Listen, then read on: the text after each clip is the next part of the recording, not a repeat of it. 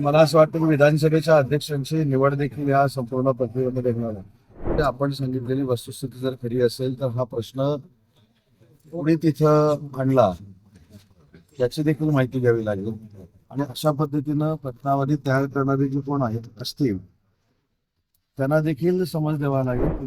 राज्याच्या मुख्यमंत्र्यांनी एखाद्या पक्षासोबत जाण्याचा निर्णय तुम्ही सांगता येत्या माहितीवरून घेतला असेल किंवा जाण्याची इच्छा असेल किंवा त्यांचा नेते म्हणून घेतलेला निर्णय असू शकतो. त्यांच्या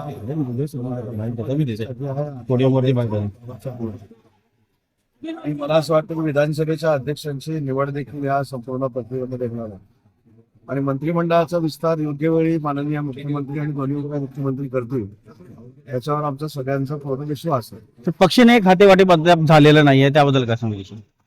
पक्षनिहाय खाते वाटप देखील होईल, मंत्रिमंडळाचा विस्तार देखील होईल हे स्वतः राज्याचे मुख्यमंत्री आदरणीय देवेंद्रजींनी सांगितलेलं आहे. माननीय एकनाथ शिंदे साहेबांनी देखील सांगितले आणि अजितदादांनी देखील सांगितलं.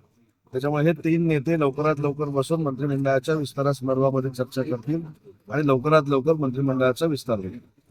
एक प्रश्न, तुम्ही उच्च आणि तंत्र शिक्षण सारखं महत्वाचं खातं सांभाळलेलं आहे.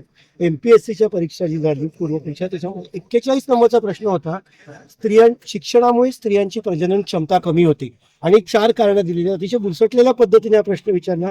गंभीर बाब आहे, याची दखल घेतली बघा. आपण मंत्री होतो.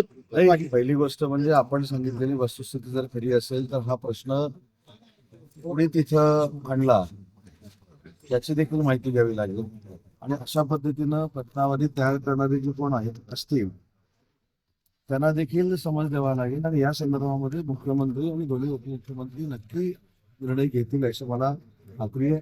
आणि अशा पद्धतीचे प्रश्न प्रश्नपत्रिकेमध्ये असणं हे अयोग्य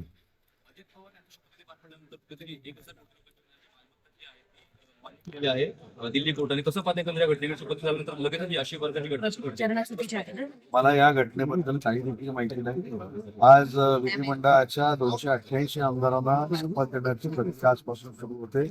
मी देखील त्याच्यामधला एक आमदार आहे म्हणून मी या ठिकाणी आलेलो आहे. मला याच्यातली काही कल्पना नाही. त्याची पूर्ण माहिती घेतल्यानंतरच निर्णय योग्य ठरणार आहे. त्याच्यामुळे मला त्या विषयाची माहिती नसताना पूर्ण बरोबरच पण असं अनेक वेळेला दिसून येतंय की त्यांना दिवसा मिळतोय क्लीनचिट, आरोप होत आहेत, त्यानंतर क्लीनचिट मिळते, त्याकडे तुम्ही कसं पाहताय?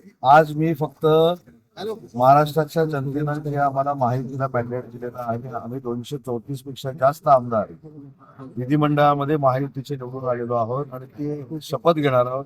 या संदर्भातलीच मला माहिती आहे. त्याच्यामुळे अजितदादांच्या बाबतीत काय नक्की माहिती आहे याची माहिती आहे. विधान परिषदेचं मोठं विधान आहे, अधिवेशनात दिलं जाऊ शकतं का, ठरवलं जाऊ शकतं का? आणि पहिल्या महिला सभापती म्हणून नीलम गोरे तुमच्या त्यांना संधी मिळू शकते? मला याच्यातली काहीच कल्पना नाही, कारण हे सगळे अधिकार शिवसेनेच्या वतीनं आम्ही एकनाथ शिंदे साहेबांना दिलेले आहेत. त्याच्यामुळे एकनाथ शिंदे साहेब या बाबतीतला निर्णय घेतील. माननीय मुख्यमंत्री आणि दोन्ही उपमुख्यमंत्री एकत्र बसून महायुती म्हणून हे निर्णय घेणार आहेत. मित्र पक्षाला त्याच्यामुळे हे सगळे निर्णय लवकरात लवकर होतील. देवेंद्र फडणवीस यांचं मोठं विधान आहे. त्यांनी असं म्हटलंय की आम्हाला मनसेसोबत युती करण्यास रस आहे. कसं पाहता या विधानाकडे? राज्याच्या मुख्यमंत्र्यांनी एखाद्या पक्षासोबत जाण्याचा निर्णय तुम्ही सांगता येत्या माहितीवरून घेतला असेल किंवा जाण्याची इच्छा असेल किंवा त्यांचा नेते म्हणून घेतलेला निर्णय असू शकतो.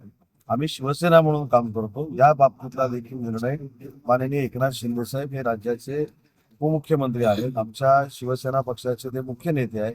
या बाबतीत देवेंद्रजी त्यांच्याशी देखील चर्चा करतील आणि योग्य निर्णय घेतील. धक्कादायक बाब म्हणजे पश्चिम विदर्भामध्ये शेतकरी आत्महत्या वाढलेल्या आहेत आणि सर्वाधिक 317 शेतकरी आत्महत्या ज्या आहेत यवतमाळ जिल्ह्यामध्ये झालेल्या आहेत.